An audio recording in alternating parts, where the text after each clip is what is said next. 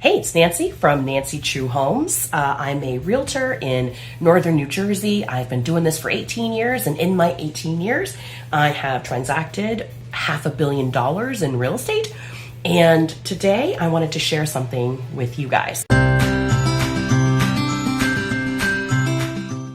So, there's been a lot of conversation about how here in the Northeast, because I'm here in New Jersey, here in the Northeast, we are suffering from inventory challenges. If you're talking about, Austin, for instance, they've got plenty of housing and their inventory is rising, and we're not really seeing a significant rise in inventory. And we, of course, are suffering from severe affordable housing challenges. So there's been an attempt to make good on the promises for affordable housing. So there was a law passed forcing municipalities to say that over the next 10 years, they're going to build a certain amount of affordable housing. And last week, a judge in Mercer County, New Jersey, said no to these 26 New Jersey towns that are basically suing to put a pause on the state's new affordable housing development process. There is a lawsuit that is trying to overturn these new state requirements. So this is a lawsuit about a lawsuit. But basically the judge said that our affordable housing needs are so extreme and so important to the public good that the argument that these particular towns was making was not that big a deal. That these towns are saying that they feel like they're being forced to carry too much of the burden for the affordable housing. Because there's a whole series of complex formulas and metrics, right, for how they're calculating what each municipality owes for affordable housing, okay? I'm gonna give you a 5-minute rundown of what these things are, about the metrics. And of course, we're gonna see how much affordable housing is being asked of each of these towns for the next 10 years, okay? So the first thing that's really happening is they had to do this thing called figuring out what the quote-unquote present need is, all right? That means that they look at the number of substandard existing housing units that are already occupied by current low to moderate income households in these towns, okay?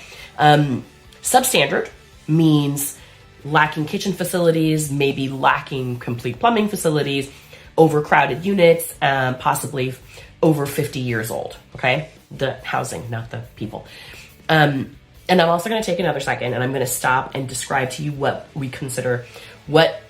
is considered low income versus moderate income.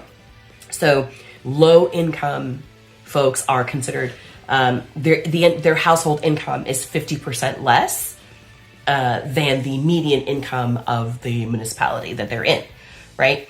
The moderate income one is going to be 51 to 80% of the median income of whatever municipality that they're in. So that's how that's gauged. All right, so the next thing that they did is once they figured out how many current units existed, what they did was then they pulled out what they would consider exceptions through using the urban aid list. And they used a ratio of existing deficient housing, right, compared to all the housing in a particular town, all right? And then what they did was they looked at population density. And so if you are exceeding 10,000 people per square mile, then you automatically exempt because clearly we're already, dealing with some pretty dense housing there.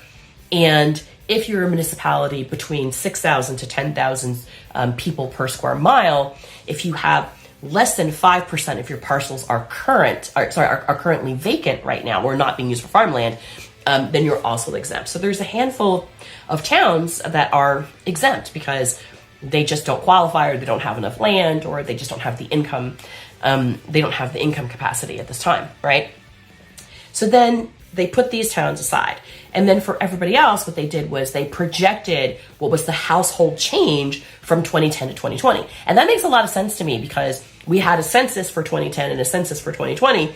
So we can see in that 10-year period how many more households we've added in every single municipality.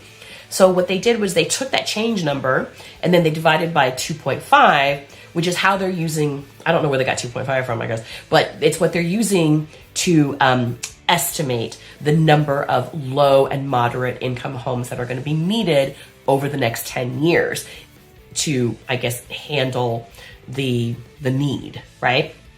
All right.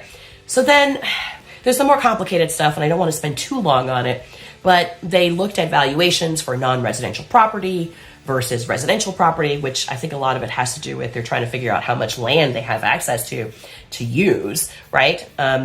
And then, of course, they also looked at income capacity.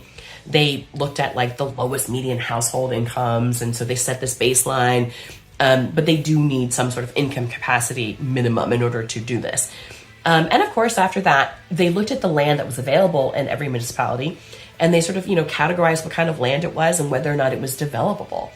So at taking all of these factors, what they did was they produced this chart. And this chart basically shows you all of these different things and how they used it to calculate how many new affordable housing units have to be produced by this particular municipality over the next 10 years. Once again, as you can see, some of these are exempt because of the urban, because they already fit the mold, right? But then there's a lot of towns here who really haven't produced much affordable housing at all, which is sort of, how have they been getting away with it? These new laws for affordable housing were set in place in 1975. And basically what we're figuring out is that they've been relatively unenforced. And there are towns on here, there are towns in New Jersey who've never produced a single affordable housing unit, not since 1975. Or a new affordable housing unit since 1975. Yeah, guys, you know who you are, and you know you're part of this lawsuit, and you know why you are being forced to carry more burden because you simply haven't lived up to the requirements. You haven't lived up to your end of the bargain in order to get the building that you have done. So it's time. Here we are. The government has finally realized at a state level that we are in a massive housing shortage crisis here in the Northeast.